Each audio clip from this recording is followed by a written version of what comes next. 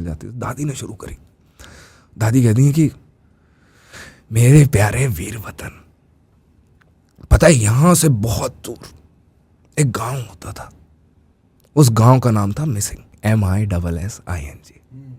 सोचो क्या गांव का नाम। अब छोटे बच्चों को क्या समझ आएगा कि मिसिंग गांव क्यों है। कहती है वो मिसिंग गांव का नाम मिसिंग इसलिए था क्योंकि उस गांव में जो भी शख्स रहता था उसका बॉडी का कोई ना कोई अंग मिसिंग था। और क्योंकि उनका बॉडी का कोई ना कोई अंग मिसिंग था तो उसी मिसिंग अंग की वजह से उनका कैरेक्टर, उनका व्यवहार उसी तरीके से बदल जाता था। और उस व्यवहार की वजह से लोग कहते थे कि इस गांव पे एक श्राप है कि इस गांव में रहने वाला हर इंसान अकेला है।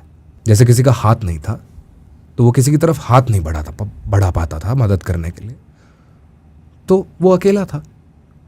जैसे किसी के पैर नहीं थे तो वो किसी के साथ चल नहीं पाता था, तो वो अकेला था।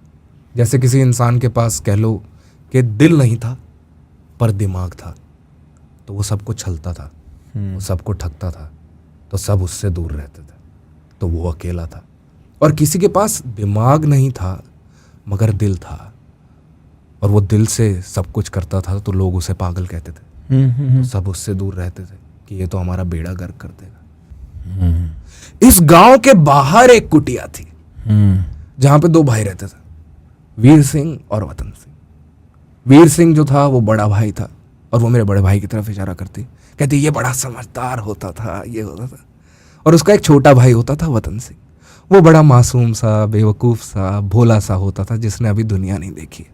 तो एक बारी किसी बात पे वतन सिंह ने वीर सिंह का दिल दुखा दिया और मैं यहाँ दादी से लड़ पड़ता कि आपने यहाँ पे भी वतन सिंह को बेवकूफ दिखा दिया, मेरे को नहीं क्यों बने हीरो बनाओ मुझे। तो दादी कहती हूँ एक बारी वतन सिंह ने वीर सिंह का दिल दुखा दिया और फिर क्या हुआ, वीर सिंह नाराज होके घर से बाहर चला गया। वतन सिंह को पहले तो लगा कि वीर सिंह शाम तक वापस आ जाएगा, पर जैसे जैसे शाम से रात होती गई वैसे वैसे वतन सिंह के दिल में जो घबराहट थी वो डर का रूप लेने लग गई। और क्योंकि भोला है, नादान है, पता नहीं है, दुनिया नहीं देखी है, तो उसे समझ नहीं आ रहा था मैं क्या करूं। अमरूदों का बड़ा शौक था, तो वतन सिंह ने अपना एक अमरूद उठाया और कुटिया के बाहर गया। जब वो कुटिया के बाहर गया तो उसने बाहर देखा कि सामने लाइटें जल रही हैं। ये लाइटें जो जल रही थी ये मिसिंग गांव में जल रही थी। और जब उसने मिसिंग गांव को देखा तो उसके दिल में एक डर आया और एक उम्मीद आई। डर ये आया कि उसका बड़ा भाई जो वीर सिंह है वो कहीं मिसिंग में तो नहीं चला गया, क्योंकि उस पर तो श्राप है कि वहां पे तो शरीर का अंग मिसिंग हो जाता है, बिल्कुल बिल्कुल, इंसान अकेला हो जाता है। पर उसके दिल में एक उम्मीद भी आई कि अगर वो मिसिंग गया है तो वो मिसिंग में मिल जाएगा। तो अपनी उम्मीद को अपने डर से जिताने के लिए बेवकूफ़ सा वतन सिंह अमरूद उठाता है और मिसिंग गांव तक पहुंचता है। और मिसिंग गांव की एक दहलीज है, वो दहलीज के इस पार खड़ा होता है तो वो देखता है कि उस पर कोई नहीं है। जैसे ही वो दहलीज लांघता है तो वो भी अब गांव का हिस्सा बन गया। अब उसे लोग दिखने शुरू होते हैं, अकेले लोग, भटकते लोग, जिनको पता नहीं है कि वो जिंदगी में कहाँ जा रहे हैं। They are lost. कुछ रिलेट हो रहा है? किसी और दुनिया से रिलेट हो रहा है? इस दुनिया से रिलेट हो रहा है भाई। दुनिया को पता ही नहीं है कि वो लोग कहाँ भाग रहे हैं। और जैसे ही वो अंदर घुसा उसने देखा कि एक सामने एक बहुत बड़ा बरगद का पेड़ है और उसके नीचे एक इंसान खड़ा है। और उस बरगद के पेड़ के नीचे इधर दूर एक इंसान बैठा हुआ है जो अकेला बैठा है और वो बड़बड़ा रहा है। और ये जो पेड़ के नीचे जो इंसान है ये इस इंसान पे चिल्ला रहा है, पर ये इंसान इसकी बात पे रिस्पॉन्ड नहीं कर रहा है। पर वतन सिंह को तो अपने भाई को ढूंढना है, तो ये इसके पास जाता है। ये जो इंसान चीख रहा था, चिल्ला रहा था, कहता है hello sir, my name is Watan Singh and I am the younger brother of Veer Singh. Veer Singh I think has come to missing, have you seen him? तो वो बंदा उसको रिप्लाई करता है, हाय मेरा नाम दिल है, क्योंकि मेरे पास दिमाग नहीं है, मेरे पास दिल है और लोग मुझसे दूर रहते हैं क्योंकि वो मुझे पागल समझते हैं. और हाँ, मैंने तुम्हारे भाई वीर सिंह को देखा है, उसको अभी अभी दिमाग लेके गया है. दिमाग ने उसको अपनी बातों में फंसाया, बहलाया और उसको ले गया. और इससे पहले दिमाग तुम्हारे भाई के साथ कुछ गलत करे, तुम उसे अपने होने का एहसास दिलाओ और उसे बचा लो. तो वतन सिंह उसको कहता है, कि वो दिमाग उसको लेके गया है, आप मुझे दिमाग के पास लेके जाएंगे? बोलते मैं लेके तो जाऊंगा पर एक शर्त है। कहता क्या? बोलता मैं लेके जाऊंगा तब मेरी भूख मिटाएगा जब। और वतन सिंह ऐसे जेबें छानने लग जाता है। कहता मेरे पास पैसे नहीं है, माई आई हैव नो दाल रोटी, माई औकात इज वेरी छोटी, बट विल दिस लिटिल अमरूद फिक्स योर भूख का मूड। और वैसे अमरूद दे रहा होता है उसको, और जैसे वो अमरूद देने जाता है तो ये बंदा जो इधर बैठा था ये चिल्ला पड़ता है, कहता है वतन इसे अपना अमरूद मत दो, ये दिल नहीं है ये दिमाग है, ये दिमाग है जो दिल बन के तुमको छलना चाह रहा है, इसकी बातों में नहीं आना है। वतन सिंह कहता है तो तुम कौन हो? वो कहता है मैं दिल हूं। कहता है ये, वतन सिंह कहता है कि ये भी दिल है और ये भी दिल है, दोनों में से कौन है दिल? अब मैं कैसे समझूं? मैं तो बेवकूफ हूं, नादान हूं, मैं तो इस दुनिया में आज आया हूं, मुझे तो दुनियादारी की समझ नहीं है, मैं कैसे समझूं? ये इंसान जो साइड में बैठा था ये कहता है देखो तुमने इससे पता पूछा, इसने कहा कि ये तुम्हें वहां ले जाएगा, पर ये बदले में तुमसे कुछ मांग रहा है। तुम मुझसे बोलो मैं भी ले जाऊंगा, पर मुझे बदले में कुछ नहीं चाहिए। He comes with terms and conditions, I am subject to market risk. मैं दिल हूं, दिल ऐसा ही होता है, बेवकूफ होता है, नादान होता है। कहते तुम्हें पता है मेरा भाई कहां गया है? कहता है नहीं। बोलते तुम्हें दिमाग का घर पता है? कहता है ढूंढ लेंगे। तो वतन सिंह अपना अमरूद बचा के इस इंसान को अलविदा कह के इस इंसान के साथ गांव में घूमने लग जाता है। पहले वो एक ऐसे इंसान के पास जाते हैं जिसके पास हाथ नहीं थे, और यहाँ पे एक दूसरे से लोग बात भी नहीं करते हैं क्योंकि अकेले हैं। तो वो उससे पूछते हैं आपको पता है दिमाग का घर कहाँ है? वो चाहता तो इशारा कर सकता था पर हाथ नहीं थे, बात वो कर नहीं सकता। फिर वो दूसरे इंसान के पास गए जिसके पास पैर नहीं थे, तो उससे पूछते हैं आपको पता है दिमाग का घर? तो वो ऐसे इशारा करता है और सामने दीवार खड़ी होती है। और वतन सिंह क्योंकि बेवकूफ़, भोला है, नादान है, वो जब उसको इंसान ऐसे करता है बार बार उसे लगता है कि वो उसे गेट आउट कह रहा है, तो वो उसके घर से निकल जाता है।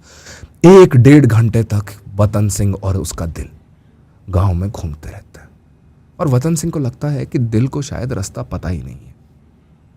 तो वो उसको कहता है कि क्या तुम्हें पता है कि दिमाग कहाँ रहता है? वो कहता है नहीं। बोलता पर तुमने तो कहा था कि तुम मुझे ले जाओगे।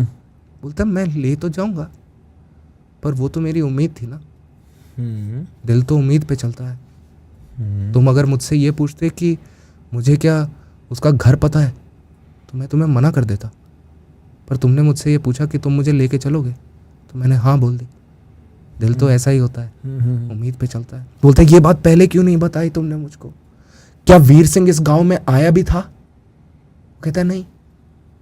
बोलता पहले क्यों नहीं बताया? कहता क्योंकि तुमने दिल से बात ही नहीं करी। दिल के पास सारे जवाब होते हैं अगर तुम सही सवाल पूछ सको तो। तो बोलता है हमें यहाँ से जाना होगा। और ये बात जब सुनी कि वीर सिंह गांव में नहीं आया, वतन सिंह बहुत खुश हो गया यार। बोलता नहीं मेरा भाई बच गया, मेरा भाई बच गया, मेरे भाई पे श्राप नहीं लगा। वो जैसे ही उस गांव के दहलीज पे निकलने के लिए दोबारा पहुंचा, उसने वो दहलीज लांगी और वो पीछे मुड़ के देखता है तो वो दिल गायब हो जाता है। और वो जैसे ही दहलीज के इस पार आता है फिर दिल दिख जाता है उसको, आंखों में आंसू हैं, उदास है, क्योंकि वतन सिंह उसको छोड़ के जा रहा था। वो कहता है तुम मेरे साथ चलोगे दिल? तो दिल कहता है कि इस दहलीज को लांघूंगा ना तो बाहर एक अलग दुनिया है। मैं जिस दुनिया में रहा हूँ मुझे उसकी आदत पड़ गई है। अब मैं दूसरी दुनिया में जाऊँगा तो शायद वहाँ पे डर लगता है कि मैं ख़राब ना हो जाऊँ। तो वतन सिंह उसको कहता है अरे मैं हूँ ना, मैं हौसला हूँ तुम्हारा, मेरा हाथ पकड़ो, दिल को हौसला मिल जाएगा और मैं सब संभाल लूँगा। वतन सिंह दिल का हाथ पकड़ता है और उसे दहलीज के इस पार लेके आता है। और जैसे ही दहलीज के इस पार लेके आता है उसके ऊपर से श्राप हट जाता है कि अब वो अकेला नहीं रहेगा। और जैसे ही श्राप हटता है वो दिल वीर सिंह की शक्ल ले लेता है। और उस वक्त उसको एहसास होता है वतन सिंह को कि ये जो दिल था ये हमेशा से उसका वीर सिंह था। वीर सिंह जो था वो वतन सिंह का मिसिंग था, और जो वतन सिंह था वो वीर सिंह का मिसिंग था। जब वो गांव में घुसते हैं वो पहली बात यही कहता है कि अपने भाई को अपने होने का एहसास दिलाओ। उसे उसका दिमाग चल रहा है और जैसे ही तुम अपने होने का एहसास उसे दिलाओगे सब ठीक हो जाएगा। वीर वतन सिंह अपने भाई, अपने दिल को कहता है कि मैं तुम्हारा हौसला हूँ, मैं तुम्हारे साथ चलता हूँ। अपने होने का एहसास दिलाता है अपने भाई को और उसके भाई को बचा लेता है।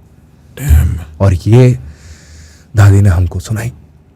और उसके बाद क्या हुआ कि उस टाइम पे भाई और मेरा भी झगड़ा चल रहा था। 1 सेकंड में सॉर्ट आउट हो गया। ऐसी होती है कहानियों की बात है, ऐसे होते हैं कहानियों के जज्बात।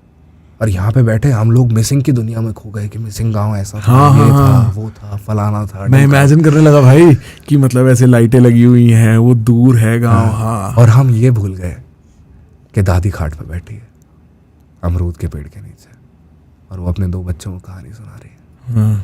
और वो ये कहानी क्यों सुना रही है? क्यों? क्योंकि उसके पास बात करने के लिए कोई नहीं है, बहुत अकेली है और वो हमेशा से अकेली रही है। इस कहानी जिसका बचपन में कोई सर पैर नहीं लगता था, जो उसको पता थी कि उसके छोटे छोटे पोते जो हैं वो समझ भी नहीं पाएंगे, वो फिर भी ये कहानी सुनाती थी क्योंकि उसको किसी से बात करनी थी यार। वो अकेली हो गई थी, वो बात करने का बहाना ढूंढती थी। तो दादी हमको कहानी सुनाती है तो ये दादी हमको कई बारी शौक से कहानी नहीं सुनाती है, वो तुमसे बात